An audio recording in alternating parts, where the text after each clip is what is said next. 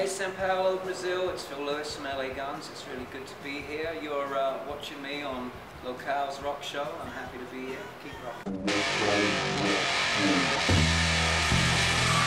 E o Lokaos está aqui no Manifesto. A gente vai conversar com o Phil Lewis. Hello, how are you? I'm doing good, thanks. How are you doing? Excited? First time in Brazil, finally here. Yeah, that's right. It is my first time. I'm very excited to be here. Okay, why you've never come to Brazil? I really don't know. You know, we haven't had an opportunity.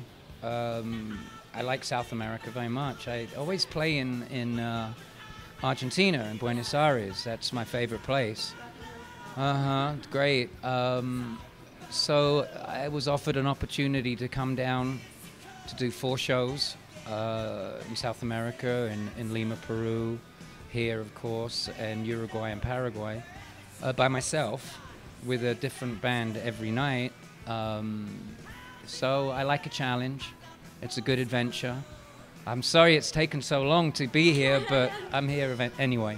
And that you are finally here. That's right. So your first big band was Girl with Phil Collins from Def Leppard. Which memories you've got from these times, and when was the last time you ran to or spoken to Phil Collins? Yeah, well, you know, Phil and I, we look at the Girl days like our a happy childhood, you know, like you know, our first our first school, you know, where we learn everything we know now. We learned the hard way.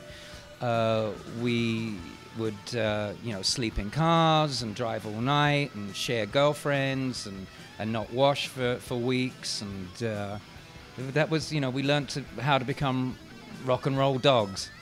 Yeah, we still stay in touch, you know. We're both really busy.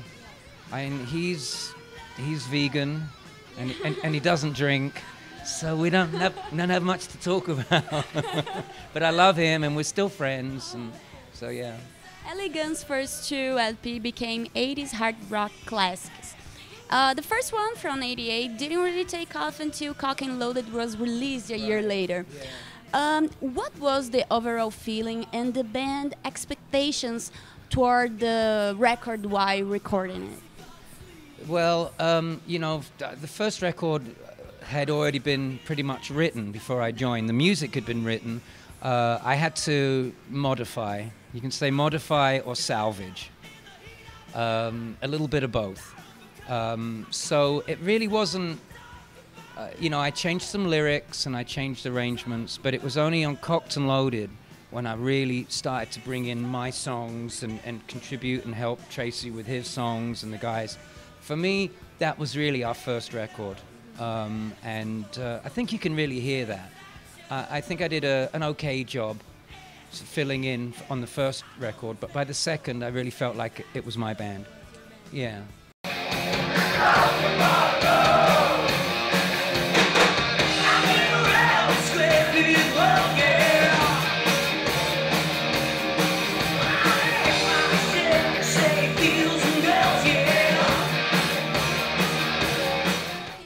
Part of the movement which everybody associates to the Sunset Strip clubs and band, and I'm sure you feature a lot of stories that most of us will have a hard time believing.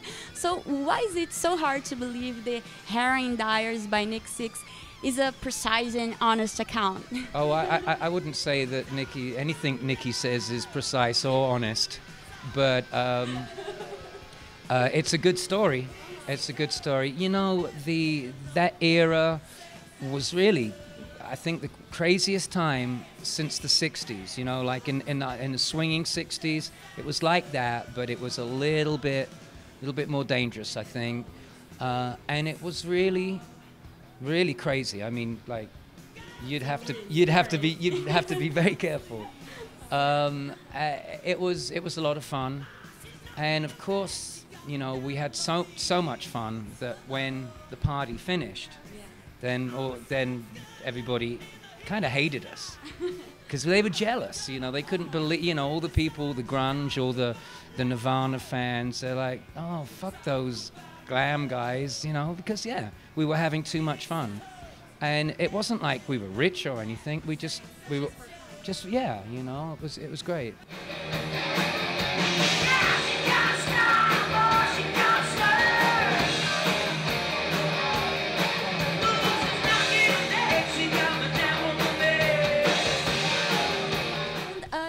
made another great album, Visual Circle. Yeah. And why do you guys never play anything from it live? Well, that's not true exactly. You know, sometimes we play Long Time Dead. I'd like to play more. It's a great record.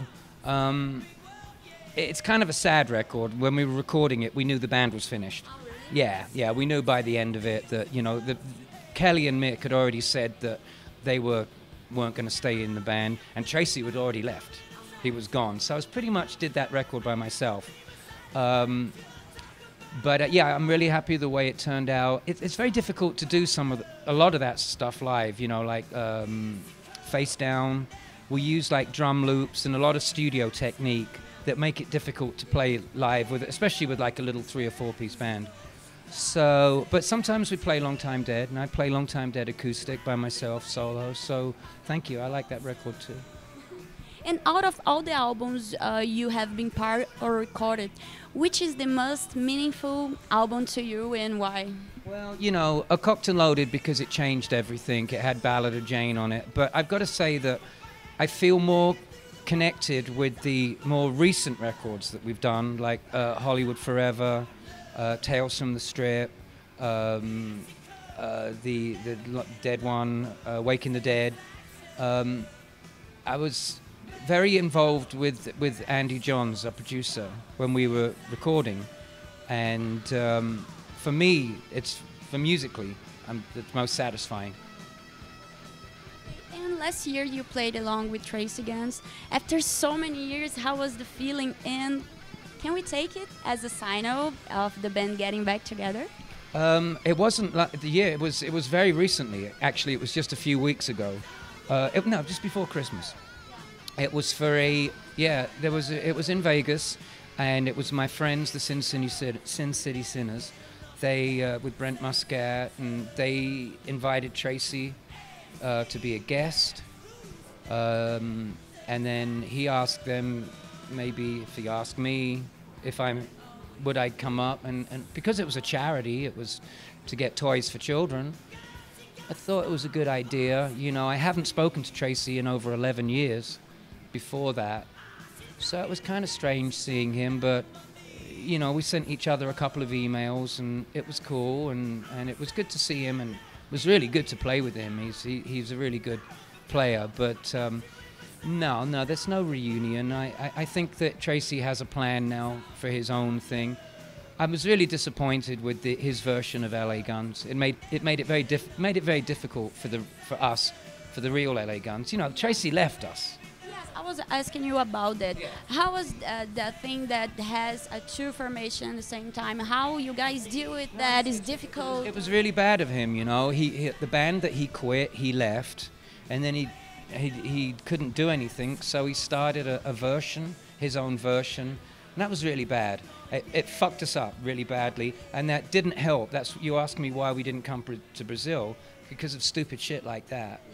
So hopefully that's all over, and he's going to concentrate on his own brilliant music, and let me carry on with LA Guns.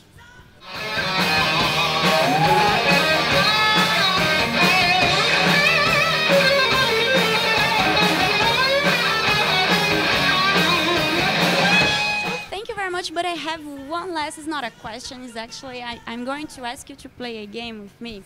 I will tell you a vocalist, and you grade from 0 to 10, and a quick comment. Okay? Okay. Sure. All right. Okay. So Axl Rose. One of the 5-octave singing genius. He is really if he is like the Eddie Van Halen of singers. Brilliant. Vince Neil. Vince is not quite so fantastic singer, but he's fantastic. He's a good guy. We're good friends. I enjoy playing with him, and yeah, he's my buddy. Paul Stanley. You know, Paul's good. He's kind of like a Broadway kind of a singing kind of. It's not my style, but he's good. 0 to 10 to Paul Stanley. 0 to 10. Oh, I have to give him, because he's really good. I mean, it's just not my style. I'd say he's at least a 7. 7? Oh. Okay. John Bon Jovi. Boring. Sorry. Yeah, He's a good singer, but oh God, no more. I'm bored. Note. Oh yeah, he's 7. Yeah. Okay. Sebastian Bach. He's a really good singer too, and a really good friend. You know, and a great rock star. I give him a 10. Okay. Bruce Dickinson. I've known Bruce for so many years, since in Girl, you know, in the 70s, and he's a good guy. He's a fantastic pilot. He's a fencer. He's a real Renaissance man and a fantastic singer. He gets 10. Completely 10. Easy. Easy. Okay, Dave Leroth. Oh, Dave's a good guy. I give him a 4. Okay, he's a good guy. John Corabi. Oh, John is fantastic. He can play. John can do anything. He can play with a band. He can sing by himself, acoustic. He gets 10. Bret Michaels. 2. 2. Quick comment, no? Not really. If you can't say something good, don't say anything. Stephen Pearcy. Say that so English. I'm British. Stephen is a good friend. He's a great musician, good songwriter. Singing, I give him an 8. An 8. You know, he keeps it simple. So it was a huge pleasure talking to you. Thank you very much. I hope you have a great show. You want to say something to your Brazilian fans that waited so long for you? I'm sorry it took so long. I'm glad to be here. I hope to come back soon, and hopefully next time with the band. Thank you very much. Thank you. Thank you.